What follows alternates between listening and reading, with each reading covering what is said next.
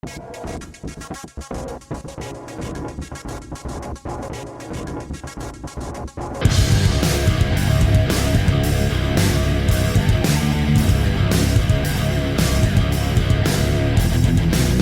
sci old style a quello sciancrato. Dalla moto a due ruote alla multiruote. Che si è giunta l'ora di voltare pagina, Yamaha dice sì e lo fa con la Niken, che è, come vedete, molto eccentrica e poi molto muscolosa, una sorta di minotauro meccanico, metà moto e metà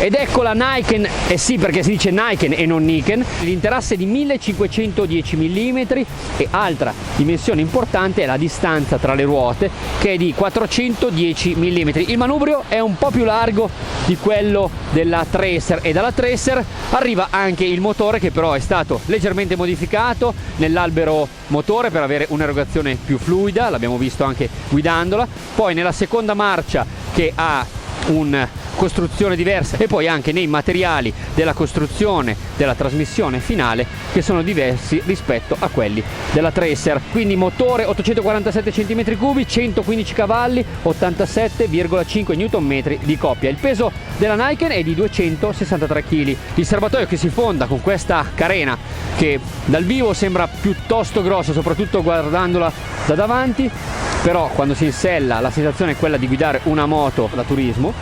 Il litraggio è di 18 litri. Nella parte più alta notiamo l'anima dell'avantreno, che è un quadrilatero articolato con sistema Ackermann, un sistema mutuato dalle autovetture, sistema scoperto nel 1817, che ci permette di avere la stessa distanza in percorrenza delle ruote, però con la ruota esterna più inclinata, che ci permette quindi di avere una perfetta percorrenza di curva.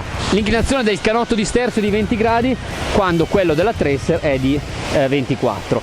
L'ultima cosa importante, la ripartizione dei pesi, pensate, è di 50 e 50, e anche la pressione piuttosto alta della ruota posteriore di 2,9 bar, a nostro parere un po' troppo alta, l'abbiamo visto anche nella guida, però è stata voluto per avere questa perfetta ripartizione di 50 e 50 tra avantreno e retrotreno. Notiamo anche, ovviamente, imponenti le forcelle, perché in questo caso possiamo dire le forcelle perché sono sostanzialmente due coppie, e nella parte più bassa notiamo anche i dischi che sono da 298 mm all'avantreno e da 282 al retrotreno.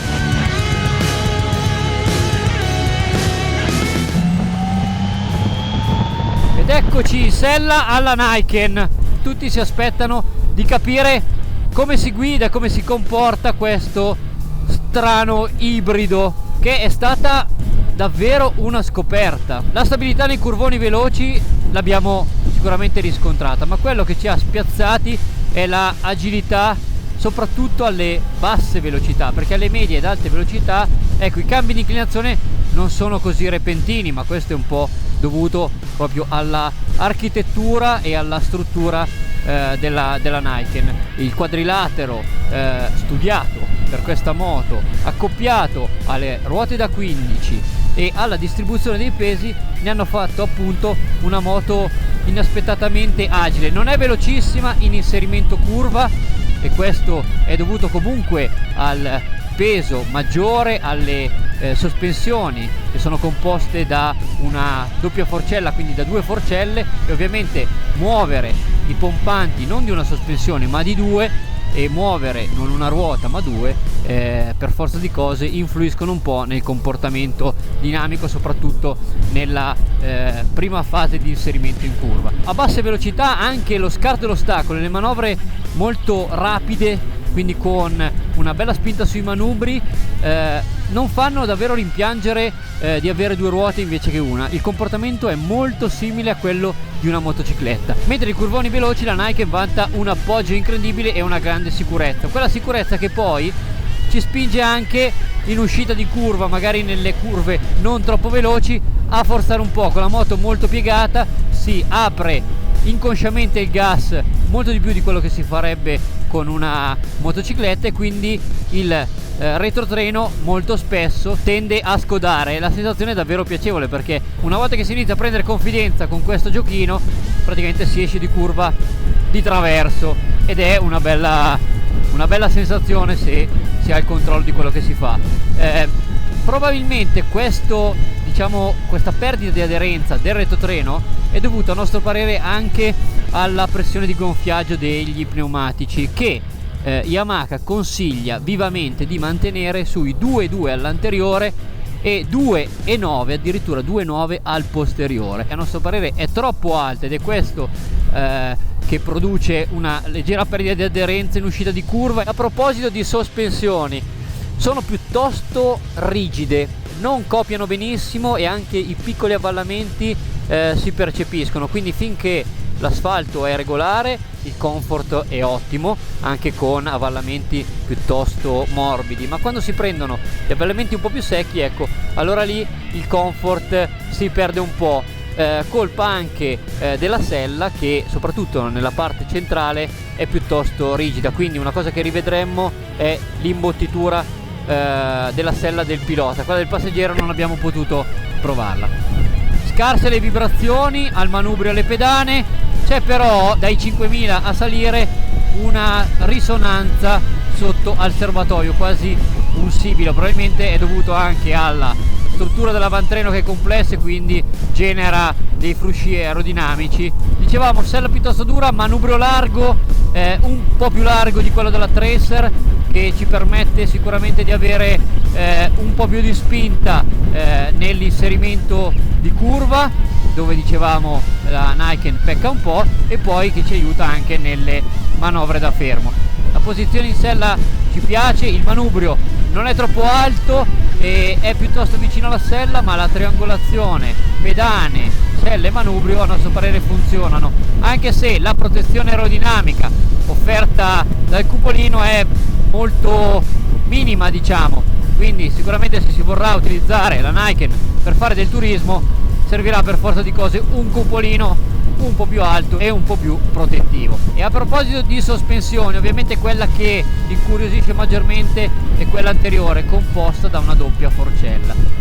Forcella a sinistra e forcella a destra sono identiche, c'è però da dire una cosa, che ognuna di queste forcelle sono composte da uno stelo anteriore e uno stelo posteriore. Gli steli anteriori sono da 41 mm, mentre quelli posteriori da 43, che però hanno funzioni diverse, perché quelle anteriori hanno la funzione di guidare la ruota e a nostro avviso anche quella di mantenere tutta la struttura molto più rigida, mentre i foderi e gli steli posteriori hanno la funzione di vera e propria sospensione, tant'è vero che hanno anche le regolazioni dell'idraulica, cosa che invece quelle anteriori non hanno.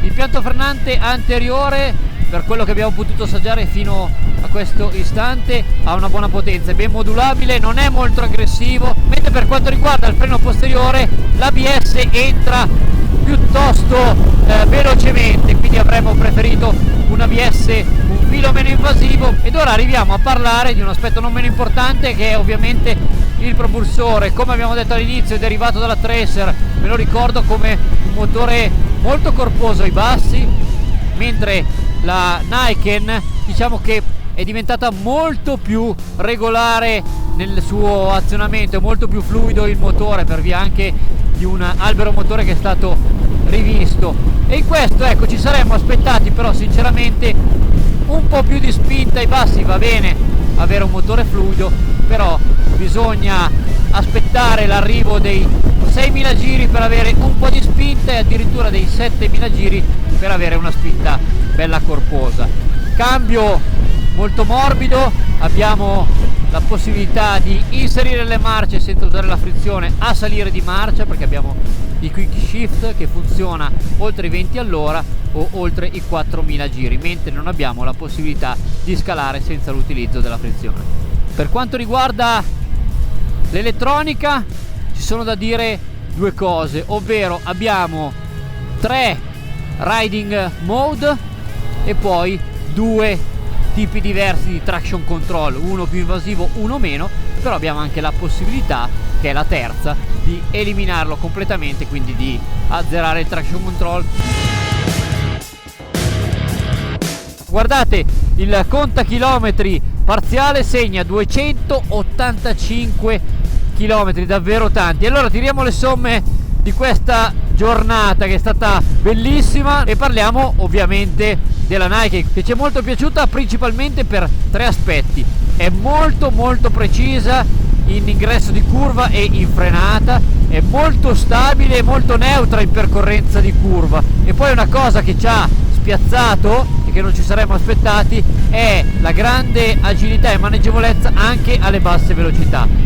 Cosa miglioreremmo? Un po' l'imbottitura della sella, la renderemo un po' più confortevole soprattutto nella parte centrale, miglioreremmo la frenata rendendola un po' più potente soprattutto nella prima parte di azionamento, e poi renderemmo un po' più protettivi i parafanghi sulle ruote, perché ovviamente non abbiamo una ruota singola ma due ruote esterne in asse con i piedi, e quindi molta acqua arriva sulle nostre estremità in caso di pioggia. Ed ora che vi abbiamo spiegato come è fatta e come va la Nike, aspettiamo i vostri commenti, ma soprattutto siamo curiosi di vedere come verrà accolta dal mercato italiano, che secondo Yamaha dovrà essere il mercato più interessato a questo tipo di prodotto. Lei arriverà a settembre, sarà in vendita soltanto online, e poi come funziona? Basta prenotarsi e dentro 2 settimane andare alla concessionaria indicata a firmare il contratto. Il prezzo? Circa 15.000 euro.